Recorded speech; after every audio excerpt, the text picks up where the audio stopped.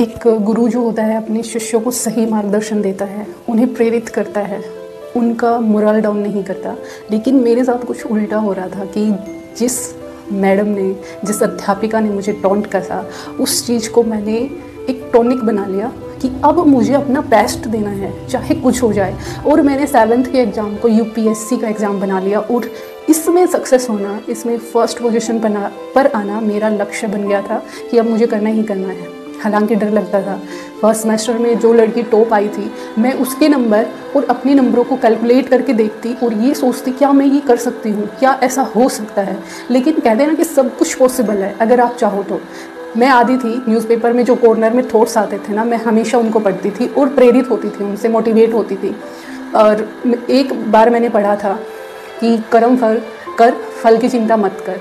और ये गीता में भी है और ये हर जगह है और ये रियल भी है कि कर्म करते रहो, फल की चिंता मत करो। भगवान आपको उसके अनुसार देगा, चाहे आज नहीं तो कल, लेकिन देगा ज़रूर। लेट हो सकता है लेकिन आएगा। तो यही चीज़ मैंने सोची और दिन रात मैंने मेहनत की। उस टाइम पे इन्वर्टर्स नहीं होते थे घर पे, बिजली कम होती थी और मैं दिया लेके पढ़ती थी।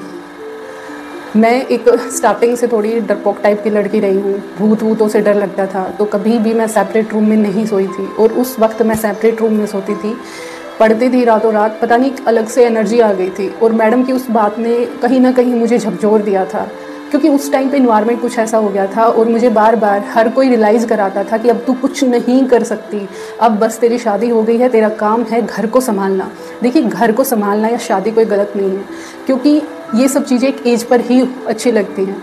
वरना जैसे छोटे बच्चों की शादी कर देते हैं तो उसके जो दिमाग पे बुरा असर होता है ना, वो वही समझ सकता है जो इस चीज़ से गुजरता है। बहुत गहरा असर होता है। जो उसने अपने सबसे ज़िंदगी के कीमती पलों को खोया होता है, वो होता है उसका बचपन। बचपन एक ऐसा होता है जो किसी भी इंसान को पूरी ज़िंदगी भर प्रेरित करता है, खुश रखता है। कुछ बचपन की यादें होती हैं जो एक इंसान अकेले में भी बैठा होता है ना और वो उदास होता है, तो उन्हीं सब चीज़ों से खुद को मोटिवेट करता है, खुश होता है।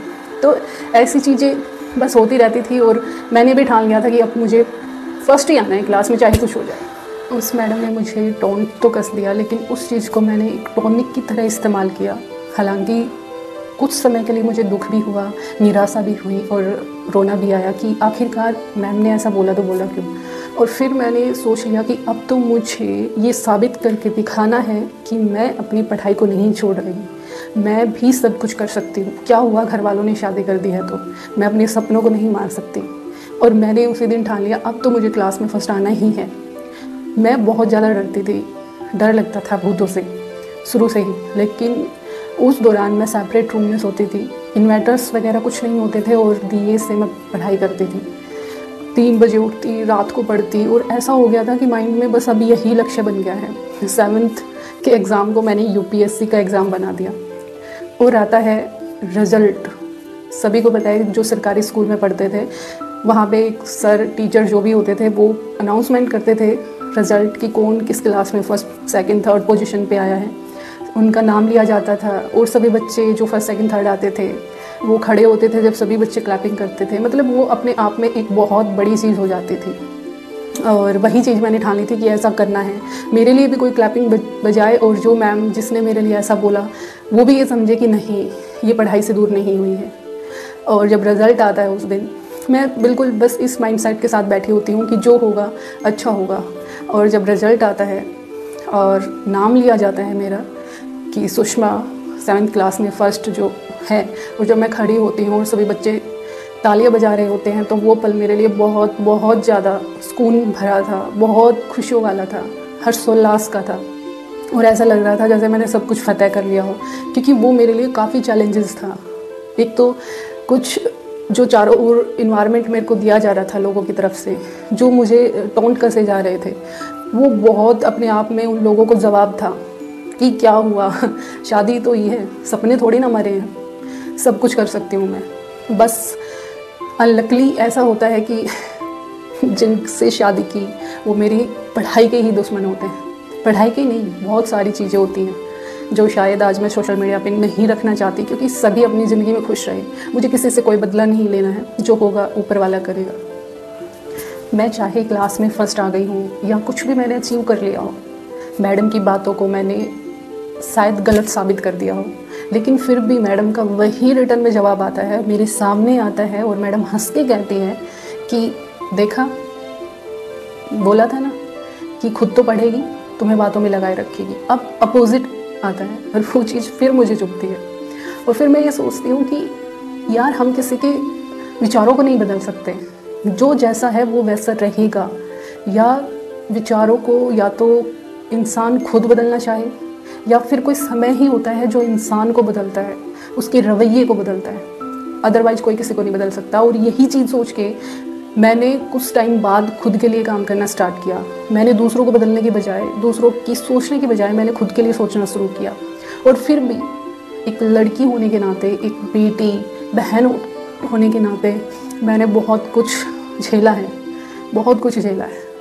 कभी किसी के लिए, कभी किसी के लिए, जो हमेशा से अत्याचार के खिलाफ होती थी, जो कभी भी बुरा सहन नहीं कर सकती थी। मेरा एक ही मंत्र था, ना तो मैं किसी का बुरा करती थी और ना ही मैं बुरा सहती थी, नहीं मैं बुरा बोलती थी। मेरा एक ही था खुद का मंत्र कि मैं किसी के लिए ना तो बुरा करती हूँ और ना मैं बुरा सहती हूँ। लेकिन फिर भी मैंने बहुत कुछ सहा, बहुत अनलिमिटेड सहा है, सिर्फ उनके लिए जो मेरे अपने थे। फिर भी कहीं ना कहीं इंसान गलत साबित हो जाता है या उसे कुछ लोग कर देते हैं, और मुझे इस चीज़ से कोई फ़र्क नहीं पड़ता है, क्योंकि बहुत सारी चीज़ों को मैंने खोखला देखा है। इस समाज के कुछ रूल रेगुलेशंस को मैंने हमेशा खाली गड़गड़ाते हुए देखा है, और इसके अलावा मैंने कुछ नहीं देखा। हो सकता है कि वो चीज़ आपकी नज़र में सही हो, आपने उस चीज़ को सही देखा हो, क्योंकि हर किसी इंसान का अपना अलग नज़रिया होता है और हर किसी इंसान की चीज़ के साथ अलग चीज़ें हटती हैं। हर किसी के इंसान की अपनी अपनी परिस्थितियाँ होती हैं और वो उसी के अनुसार चीज़ों को सोचता है, समझता है, जो उसके पास आसपास हैपन होती हैं। तो कभी भी अपनी मंजिल को ना छोड़ें, कभी भी हताश ना हो कि आप कुछ नहीं कर सकती। खासकर मैं लड़कियों के लिए बोल रही हूँ, अपने सपनों को ना छोड़ें। वो सपने आपके सही होने चाहिए। ये नहीं कि आप किसी को मार कर, किसी के साथ बुरा कर कर आप सोच रहे हो कि वो मेरे सपना है या मुझे खुशी मिलती है। तो ऐसा ना करें, हिम्मत ना हारें।